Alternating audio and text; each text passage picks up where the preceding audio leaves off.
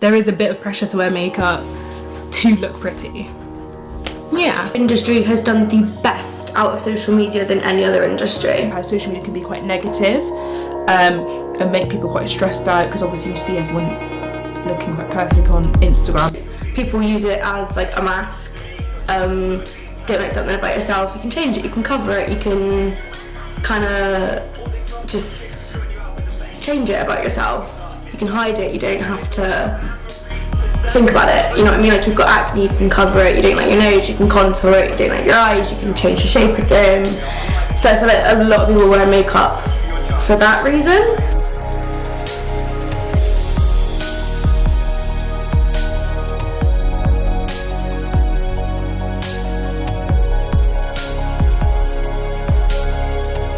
Hello and welcome to The Reasons Why People Wear Makeup, the documentary. I wanted to make this documentary because I wanted to explore the reasons why people wear makeup in the 21st century. I think the way that we approach makeup has changed so much with, social media and YouTube, and where we got our inspiration from. I reached out to fashion bloggers, to makeup artists, and people who just wear makeup in general. Why are we all on social media? Why do we all follow hashtags and trends and makeup tutorials? Like, what is it about the 21st century that contributes to our obsession with makeup? I spoke to fashion and lifestyle blogger Hannah Lewis, and I asked her things such as, does she feel the pressure on social media?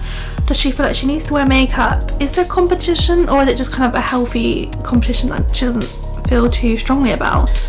Another thing people say as well is like obviously about presenting yourself, especially when you're known as a fashion or beauty blogger. Not saying it can't work, but at the end of the day I think to myself, if I'm going to meetups or events, or for example even coming here now where someone's asked me to kind of talk about being a blogger, I'm not saying I look anything great, but I would obviously put makeup on you, trying to want to present yourself well, because if that makes sense. How can someone really not take you seriously? But if you're going to be a fashion or beauty blogger, you kind of want to look nice, don't you? There's people who be a bit confused, really.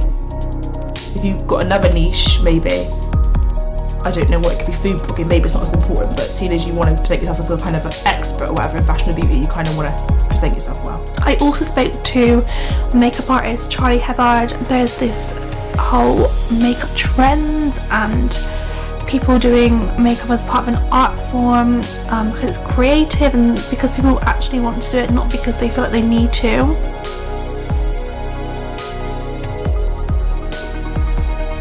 Makeup makes me feel wonderful. I think especially because I do it as a hobby, it's my passion, it makes me feel more extremely good even if it's not on me. I look at makeup, I suppose, in a different way than most people. I think a lot of people just look at makeup for their own face and they just put it on because it makes them feel better about their insecurities, whereas I look at makeup as the art form. So I can do something completely different makeup and just do an eye look, and that will make me feel so incredibly relaxed. I think blending is so therapeutic. I know, pretty sad to blend. I feel like one of the biggest reasons is insecurities. People use it as a mask. Don't like something about yourself, you can change it, you can cover it, you can kind of just change it about yourself. You can hide it, you don't have to think about it, you know what I mean? You've got acne, you can cover it. You don't like your nose, you can contour it. You don't like your eyes, you can change the shape of them. So I feel like a lot of people wear makeup for that reason. And then there's people like drag queens and stuff, they use it for expression. They use it to create a persona, to give joy to people. I feel like those kind of are there for joy or hide. Yeah, to feel good. Definitely has something to do with social media, definitely. I remember what my prom was 4 or 5 years ago.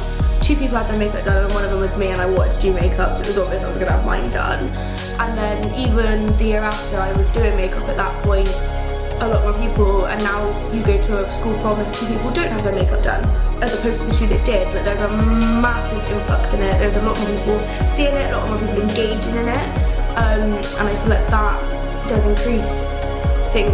Somebody can do a really straight, you see those really weird trends where people put in pink love hearts on their cheeks and like writing like nasty names about themselves and then contouring it as a trend, you know what I mean? And that only went big because of social media. If somebody didn't do that, take a picture and put it on Instagram, nobody would have known, nobody would have cared. If somebody on Instagram that's got 120,000 followers didn't wear that really bright lip and put it out, you Logan girls looking at that wouldn't have gone, I really like that pink, I'll try it too. Looks good on her, I'll do it too. So I feel like social media is the biggest influence makeup nowadays. It used to just be celebrities in the red carpet, on the magazines, and that was just natural makeup that was meant for camera. Whereas now people are experimenting, they're trying, they can be as creative as they want because it's not made for a camera where someone's going to be photographed with paps. It's made for their enjoyment. They're going to chuck it on, put it on Instagram, hashtag it, edit it to hell, and it's going to get really loved. So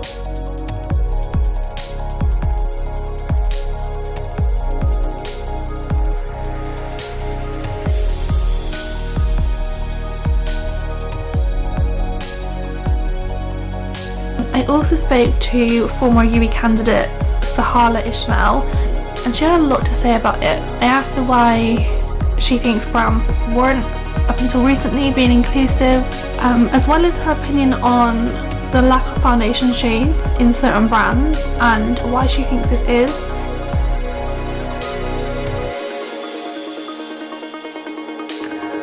I feel brands feel like dark-skinned women or women of colour don't have like the money to buy makeup, so they're like, why should I bother if there isn't a market for it? But like, for example, with like Fenty Beauty releasing, there's a huge market because consistently her darker shades are sold out, so there is a market. I feel like brands underestimate that. The only brand that's fully considered diversity from the get-go is Rihanna's Fenty Beauty. Fenty Beauty. Fenty Beauty by Rihanna. I heard Rihanna speak about these many different shades.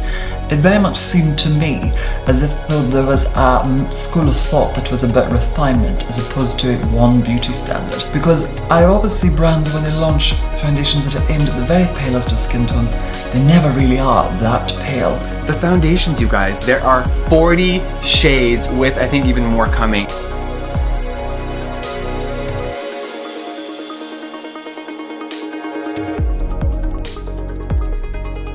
YouTube is powerful. YouTubers, Instagrammers, they're powerful in terms of like buying a product. If you see a product, so for example, remember when James Charles released his palette? That was huge. I hate James Charles, but I bought his palette. Why? I saw Jackie Aina review it, and she knows that James Charles is messy in terms of he's a very problematic character. And she said it was a really great like palette. I bought it because I trust Jackie Aina.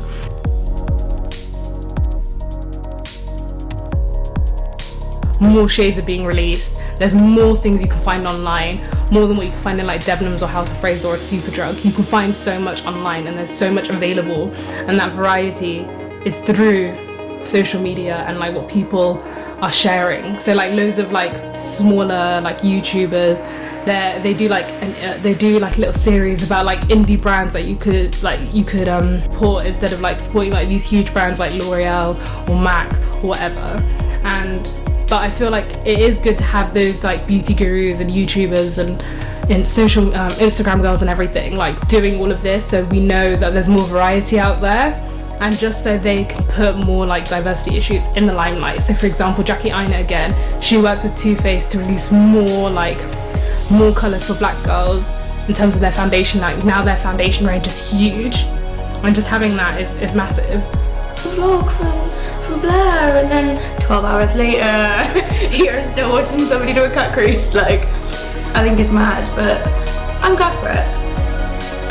Something for me to use to like express myself, so I use it more as something for art instead of like impressing other people.